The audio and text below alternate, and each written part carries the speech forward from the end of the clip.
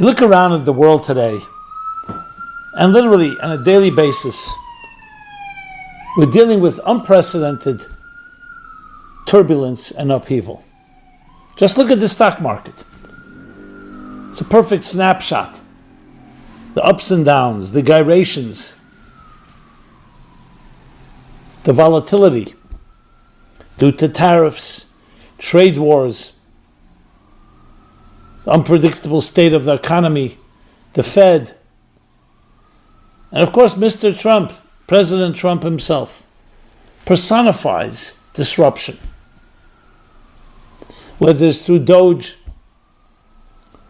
or his executive orders about the border and so many other matters. And many of these disruptions are actually positives. But I'm not going to get into a political debate about this. But how are we to look at it? Because the fact is, human nature is unnerved when things are not predictable. When you wake up in the morning and anything could happen that day. Of course, should mention the wars in the Gaza, Middle East, Ukraine. Everyone senses that things are changing. And as I've discussed many times in this program, in many programs, in many of the classes I've given talks, we are living in an age of disruption. There's no question that we're now a quarter way through the new millennium, the new century, I should say, the year 2025. 9/11 was right at the outset, at the dawn of the 21st century. Take technology, now AI, and you see disruption time and again. How Amazon and the internet have disrupted how we buy and sell, commerce, retail, and it's only in its infancy. So how are we to look at all of this? Because as I said, if we don't have context and perspective, and you're not going to bury your head in the ground, it can be very disorienting. But everything has a deeper story, and that's what we want to talk about. And it's interesting. Just as we're going through these throes of change, we're coming from the holiday of Passover. What is the meaning of the word Passover? To pass over. In modern lingo, transcendence, to transcend. Whenever you're transcending, whenever you're traveling, especially in a transcendent way, there is going to be disruption. That's the very definition. When you stay in a lethargic state where you are, a stationary place, then things are very predictable. But as soon as you make a move, and especially a big move, especially a transcendent one, there's going to be upheaval. Now we have to make it clear, not all upheaval is a negative thing. I would say most of it is not negative. It's all about context. Every change in the history, every metamorphosis, every growth, every revolution is change. But revolutions are, by definition, not comfortable. What makes it uncomfortable, however, and keeps it uncomfortable, is if we don't learn how to navigate.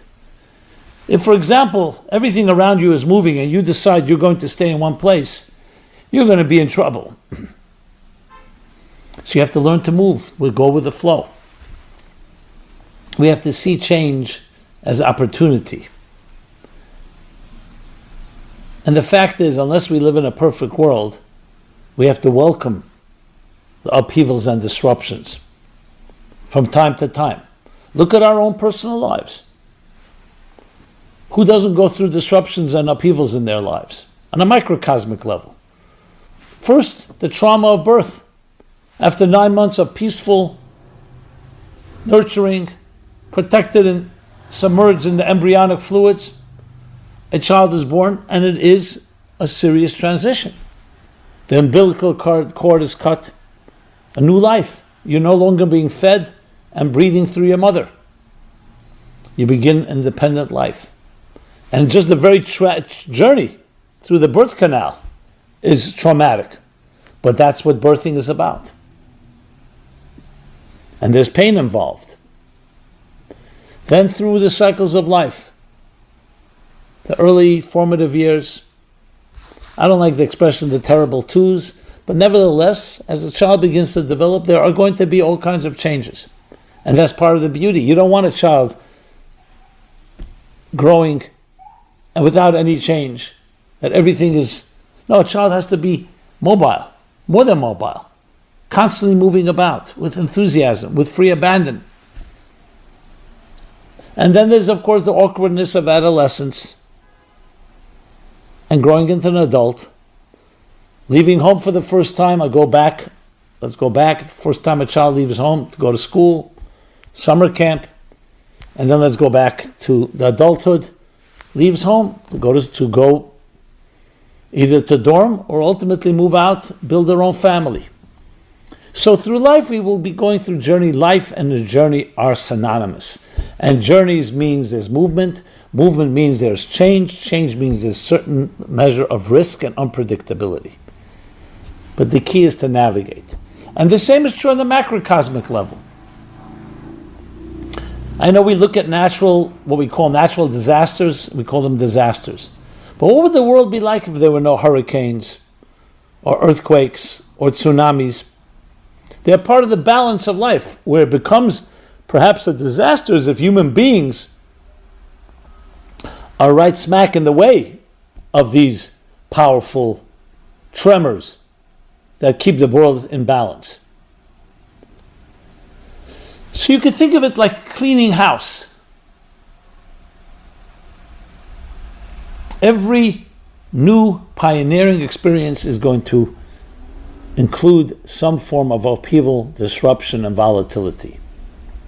Now, some of it is natural, some of it is man-made. Not all of it is positive. We've seen terrible wars. We've seen terrible injustices perpetrated.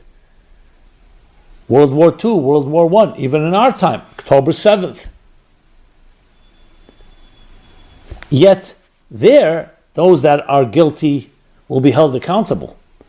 But still, for us, for those on the receiving end, we cannot become victims. So we have to also learn to ride those waves, to ride those turbulent waves, and learn from them and grow through them. So the key thing to remember, my friends, is that there's a larger narrative. And the second thing to remember, that it's a healthy thing when things are moving. That doesn't mean it's always painless, and it doesn't mean it's always pleasant. But that's part of life. The waves, the ebb and flow, the ups and downs, the twists and turns. And some of them will surprise us. And often the greatest surprises bring the greatest developments.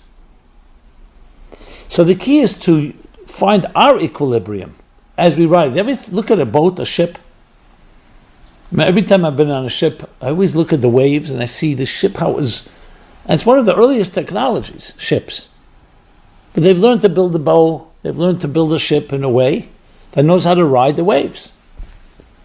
And sometimes there's a heavy storm, but good ships will withstand that.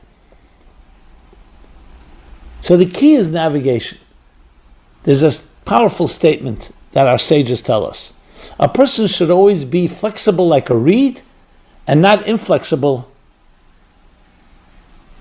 like a cedar tree. Cedar tree is very powerful, very impressive. But when a storm comes, it's the reed that is guaranteed to withstand the storm because it flows with the wind. It bends in the wind. It has flexibility, dexterity, and therefore resilience. So when we think about life, often because we like to be in control, we think, I'm going to control the circumstances. You're going to control the waves. A storm comes your way, you want to control the storm? Good luck. That's not what you control. You control how you react to it, how you adjust your flexibility. And as those people that know how to survive and thrive through anything, Because even when there's a down, as a setback, they learn to use that as well as an asset to propel them to another place. Maybe it's a time for introspection, maybe it's a time to evaluate, but they navigate. As I've often pointed out, the good swimmer versus the bad swimmer is not one that never faces storms, it's one that knows how to navigate the storm. A bad swimmer, there's a storm, a high tide, a strong tide. So without experience, you can fight it to the point that it drains your energy, and we know what what can happen then. Whereas someone who navigates, rides, is not going to fight a strong tide or a storm. You float, and then the time comes when you thrust forward and you move ahead. In life, that is true life. But we can also create the illusion, especially due to modern technology. I'm in control. I have a remote. I sit on my couch. I'm the couch potato in my couch, and I just press the remote. I control everything. I press a button. I get my orders delivered. Everything seems so easy, but the truth is, those are all technical. That's the technical ease. The emotions of our lives, the relationships, the deeper, transcendent experiences, yes, transcendent, will always come with a measure of you not being able to control the circumstances. But you do control how you navigate them. So the 2 points to sum up again, number one is that life is mobile and constantly on the move, and the move also includes times of serious change, transitions, metamorphoses, growth, new paradigms. And secondly, look at the bigger picture. Look at what is growing. You see a crack in an egg. Don't just see the crack, see the chick that's emerging from the egg. You see a seed rotting in the ground, deteriorating. Look at what it's blossoming into. You see the pain of birth. Don't just look at the birth pangs. Look at what it's giving birth to. The frustration that leads to creativity. Don't look at the frustration, look at the creativity that it creates. Part of the process is that shift. And the greater the growth, the greater the innovation, the greater the vacuum or the disruption that will be, because it has to move from one paradigm to another. Now the wise one anticipates this and doesn't wait till the disruption disrupts our lives. You disrupt yourself as you adjust to the new realities. Those that don't see that often will be shaken up by the disruptions around us, by these upheavals. So Passover teaches us a tremendous lesson. It was a very horrible time. For over 2 centuries, the Jewish people were enslaved, but then they were freed. And it says the more they were oppressed, the more they thrived. They grew through the pain. Not that they wanted it, not that they justified, not that they welcomed it. But once it's there, you grow through it. It's a challenge that forces you to become far greater, and they became a nation. A new nation that would change the world. A nation that would bring values, the values we all cherish today. Freedom, human rights, charity, kindness, altruism, all forged out of the deepest form of pain. That seed did deteriorate, but the deterioration brought tremendous growth. That's the story of Passover, the story of transcendence. And therefore, that carries over and translates into all events going on in the world today. October 7th was a terrible time. Anyone even reading about the atrocities simply can't stomach it, especially if you see some of the images.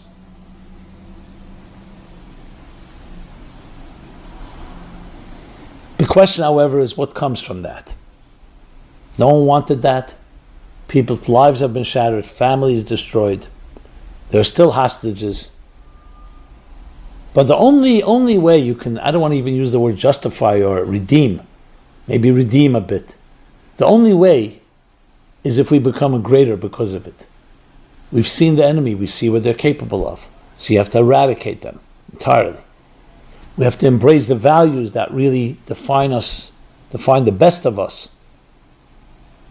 Fighting hate with love, fighting darkness with light. And we have to transform the world. Look at what happened after World War II. Not perfection, but after over 100 million people were killed in the two world wars. And many, many more injured. Physically, emotionally.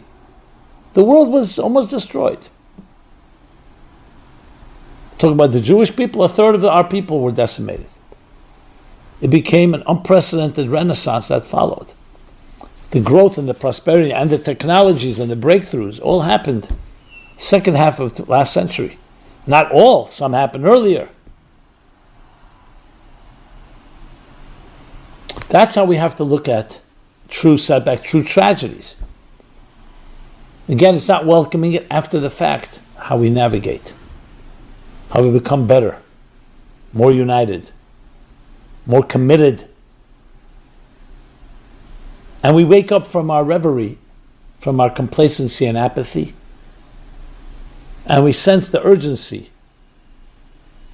I look around at the world today, tremendous wake-up call, but there's also a tremendous void. Look at young people. What are they ready to fight for? Besides video games, sports, and their own interests and pleasures. Now, do we need war? Do we need to be attacked to begin to crystallize our values? Absolutely not. But often that's how it happens. So going back to the message for Israel and really for the world, I would like to believe, and I do believe, that this will lead to a better world where Israel has been woken up and realized what they're dealing with. But it's ultimately going to lead to ultimate peace. Because when you do eradicate evil, when you do eradicate Nazis, you can build a better world. When you're living in delusion or minimizing,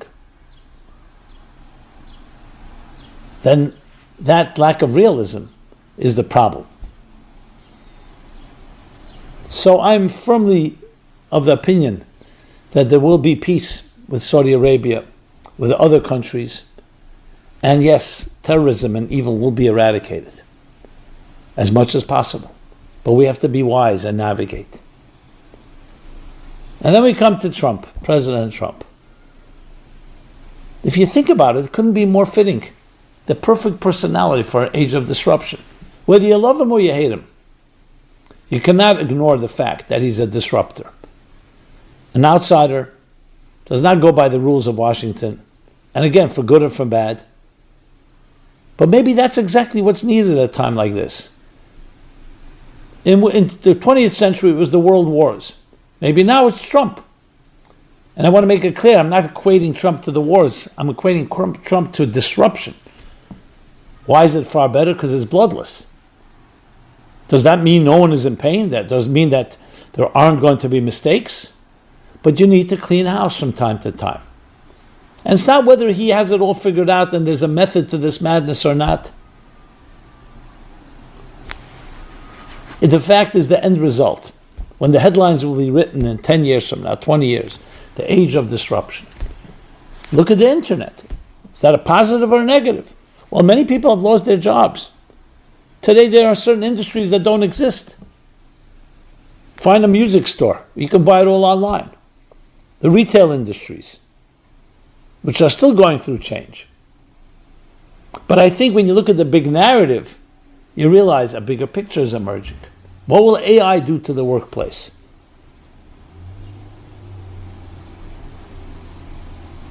So while those of us hold on to the past, yes, it's uncomfortable.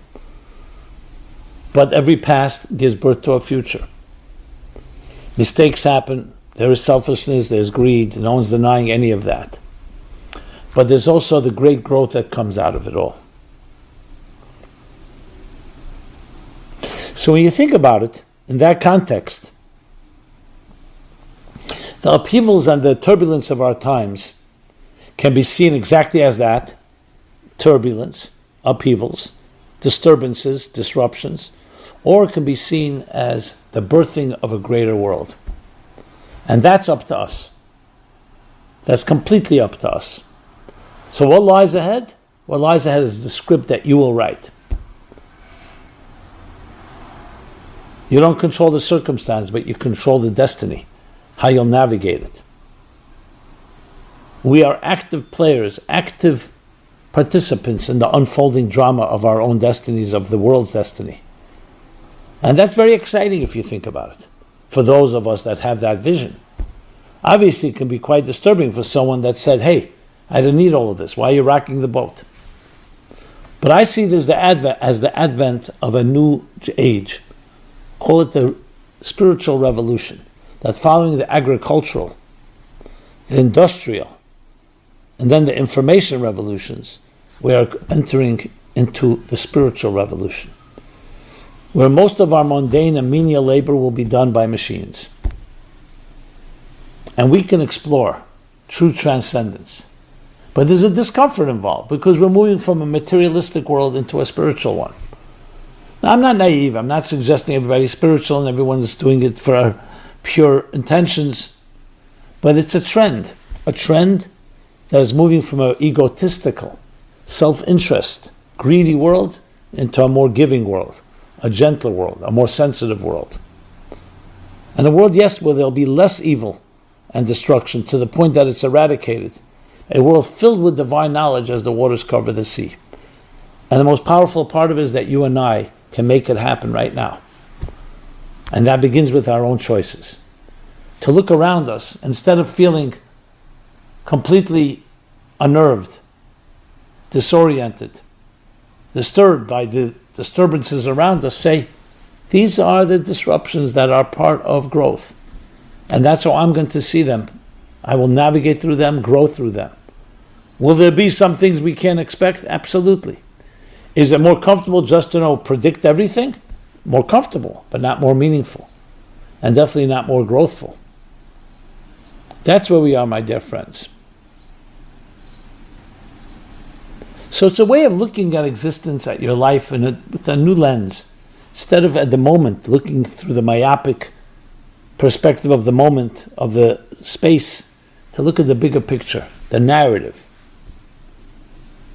Like the bird's eye view.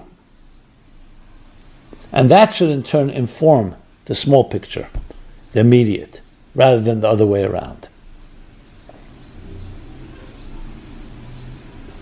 And that's by us taking control of our spiritual lives, taking all the events around us, even those that we didn't expect, and turning it into assets that help us soar, spread our wings, soar, and reach unprecedented new heights.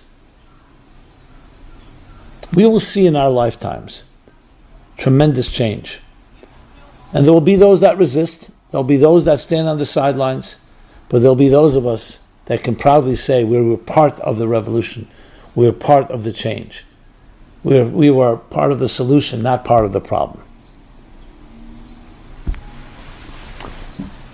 This has been Simon Jacobson, meaningfullife.com. Please subscribe to our offerings. If you've enjoyed this, please share. I'd love to hear your thoughts, your feedback, your comments. And of course, we always can use your support on all levels. Support with suggestions, ideas, financial support. Go to meaningfullife.com/donate. Subscribe again to our offerings. Subscribe to our robust, growing YouTube channel. And I look forward to sharing the next program with you. You can see our entire calendar of events at meaningfullife.com. Be blessed and be well. Thank you. This program is brought to you by the Meaningful Life Center. Please help us continue our programs. Make even a small contribution at meaningfullife.com/donate.